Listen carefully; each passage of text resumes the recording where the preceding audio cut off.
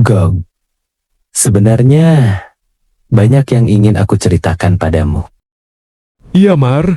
Ada apa? Ceritalah. Apa kamu tahu, banyak orang yang sering membahas tentang kita, sering membaca kisah kita, akan tetapi mereka tidak sepenuhnya memahami, sehingga mereka sering bertanya-tanya, siapa kita, dari mana asal kita, dan apa tujuan kita di bumi. Ada pula yang tidak percaya dengan keberadaan kita. Ada yang beranggapan kalau kisah kita hanyalah dongeng. Ada juga yang percaya, tapi pura-pura tidak peduli, karena merasa bahwa ajaran yang mereka ikuti seolah-olah merasa paling benar.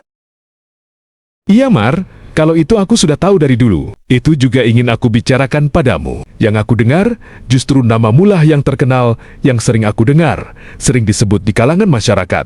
Padahal, semua kan sudah jelas. Mungkin bagi mereka yang memahami, tentunya ia meyakini siapa kita. Kamu dan aku adalah saudara kandung. 3 bersaudara, dilahirkan dari orang tua yang sama. Kamu Togok, adalah kakakku. Nama aslimu Sang Hyang Antaga.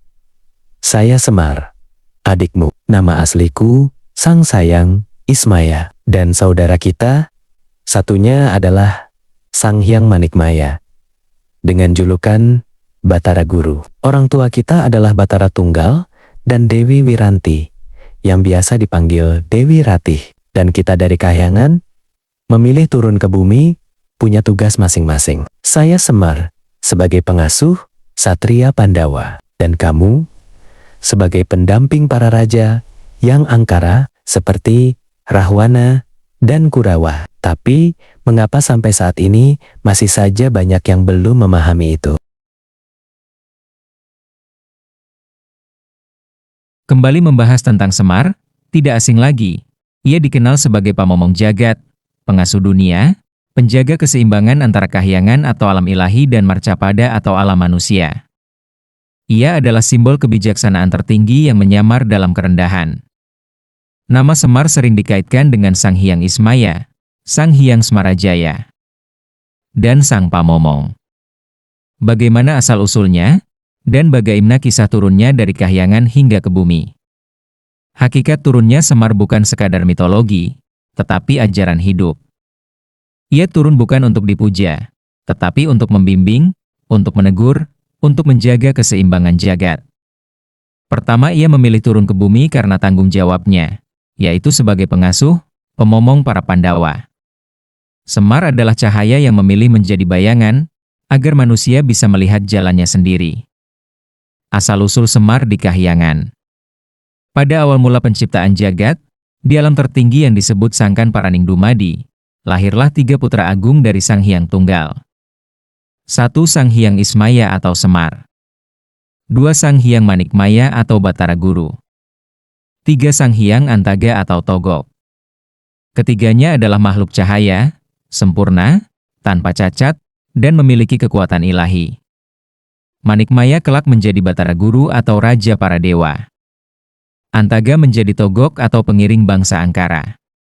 Ismaya adalah Semar, yang paling bijaksana dan paling welas asih. Namun, dalam sejarah Jawa, kehendak jagat menuntut ujian, konflik kosmis dan kesalahan para dewa. Dalam beberapa versi cerita, kala itu terjadi sayembara atau ujian kesaktian untuk menentukan siapa yang layak memimpin dan memegang kekuasaan pertama dalam kahyangan. Dalam sayembara itu ada beberapa ujian yang harus dilewati oleh mereka. Pertama, Manikmaya. Manikmaya dalam ujian itu, dia tergoda oleh ambisinya. Lalu Antaga. Antaga dalam ujiannya, dia dipenuhi oleh nafsu kekuatan. Lalu yang terakhir Ismaya atau Semar. Dalam ujian Semar, justru ia menolak atas kesombongan dan kekuasaan. Pada akhirnya, di dalam masing-masing ujian yang mereka lewati itu, terjadilah sebuah konflik. Sehingga terjadilah kutukan kepada mereka. Antaga dikutuk menjadi Togok dengan wujud raksasa. Ismaya menerima tugas berat yaitu turun ke dunia sebagai pamomong manusia. Turunnya Ismaya bukan karena hukuman, melainkan sebagai pengorbanan suci. Ismaya kemudian menanggalkan wujud keilahian dan turun ke dunia dari kahyangan dengan nama Semar. Dan perubahan wujudnya syarat makna yaitu tubuh gemuk dengan istilah lambang bumi dan kesuburan. Wajah tua melambangkan kebijaksanaan. Senyum dan tangis bersamaan melambangkan dualitas hidup. Alat kelamin laki-laki dan payudara melambangkan keseimbangan maskulin hingga feminin. Pakaian sederhana melambangkan kerendahan sejati. Dan Semar memilih hidup sebagai abdi, bukanlah raja. Yang menjadi pertanyaan, mengapa Semar memilih menjadi abdi? Dalam falsafah Jawa menjelaskan, sing paling luhur iku singgelem mandap asor. Dan Semar menjadi abdi para ksatria, Pandawa, dengan alasan. Ksatria adalah simbol manusia yang masih belajar kebenaran. Abdi yang bijak bisa menuntun tanpa memerintah. Dan kekuasaan sejati tidak perlu tahta. Inilah ajaran kepemimpinan tanpa mahkota. Tugas Semar di bumi adalah sebagai pengasuh ksatria Pandawa. Di antaranya, Yudhistira melambangkan keadilan. Bima melambang keteguhan. Arjuna melambangkan kehalusan budi. Nakula dan Sadewa melambangkan kesetiaan dan kesederhanaan. Ketika Pandawa mengalami masa-masa paling sulit dalam hidupnya dan terusir, difitnah, dan kehilangan hak, Semarlah yang setia mendampingi, mengasuh, dan membimbing mereka. Pengasuhan Semar bukan dalam arti biologis, melainkan pengasuhan jiwa, moral, dan kesadaran batin. Ketika masa kecil Pandawa dan di awal bimbingan Semar. Pandawa yaitu Yudhistira, Bima, Arjuna, Nakula, dan Sadewa, sejak kecil telah hidup dalam bayang-bayang konflik dengan Kurawa. Setelah ayah mereka, Pandu, wafat, kehidupan Pandawa penuh tekanan dan ancaman. Lalu Semar hadir sebagai pengasuh dan pembimbing batin, seringkali bersama anak-anaknya, Gareng, Petruk, dan Bagong. Mereka mengikuti Pandawa dalam pengasingan, perjalanan spiritual, dan peperangan.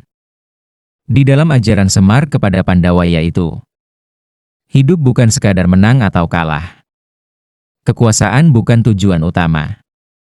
Keselamatan batin lebih tinggi daripada kejayaan lahir. Dan cara Semar mengasuh Pandawa yaitu mengasuh dengan keteladanan, bukan perintah. Semar tidak pernah memerintah Pandawa secara keras. Ia menjadi contoh hidup. Selalu rendah hati meski sakti, meskipun diperlakukan tidak adil tetaplah sabar. Dan meskipun dalam tekanan tetaplah jujur. Dari sifat Semar itulah Pandawa belajar. Bukan dari ceramah, tetapi dari sikap hidup Semar yang menjadikan teladan. Kalau dalam membimbing Yudhistira, raja yang berjiwa dewa.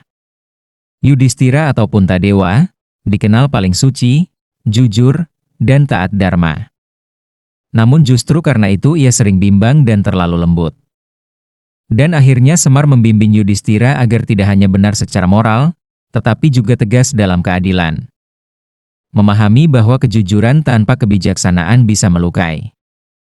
Bahkan membimbing agar menjadi raja yang mampu mengayomi, bukan menghakimi. Semar menanamkan pada Yudhistira konsep sepi ing pamrih, rame ing gawe, yang maksudnya bekerja dengan tekun tanpa pamrih ataupun pujian. Kalau cara Semar membentuk Bima, bahwa kekuatan yang dikendalikan nurani. Bima memiliki kekuatan luar biasa, namun emosinya sering meledak. Kalau dalam pengasuhan Semar, Bima diajari bahwa kekuatan sejati adalah menaklukkan diri sendiri. Amarah tanpa kendali hanya melahirkan kehancuran. Bahkan kesetiaan dan kejujuran lebih utama daripada kemenangan. Dan akhirnya, hubungan Bima dan Semar sangat dekat, bahkan seperti ayah dan anak sejati. Semar selalu menjadi penyeimbang jiwa Bima. Dilanjutkan dalam menuntun Arjuna, ksatria yang mencari kesempurnaan. Arjuna adalah simbol pencarian spiritual. Ia sakti, tampan, dan cerdas, tetapi sering terjebak pada keraguan dan kesendirian. Yang pada akhirnya Semar menasihati Arjuna bahwa kesaktian tanpa kebijaksanaan akan menyesatkan. Laku tapa harus dibarengi welas asih. Keheningan batin lebih penting daripada pujian dunia. Jadi dalam banyak lakon, Semar hadir saat Arjuna berada di titik krisis batin. Lalai dalam membina Nakula dan Sadewa, bahwa kesetiaan dan kesadaran. Nakula dan Sadewa sering dianggap pendamping, namun dalam pengasuhan Semar, mereka diajari makna kesetiaan tanpa menuntut pengakuan. Bahkan kecerdasan dan ketampanan harus diiringi kerendahan hati. Dan peran kecil pun bernilai besar bila dijalani dengan tulus. Selain Semar sebagai pengasuh atau pemomong, Semar juga sebagai penjaga moral Pandawa. Dalam setiap fase kehidupan Pandawa, pengasingan di hutan, perjudian dadu, hingga perang Baratayuda, Semar adalah penjaga nurani. Ia sering mengingatkan Pandawa ketika mulai tergelincir oleh ambisi.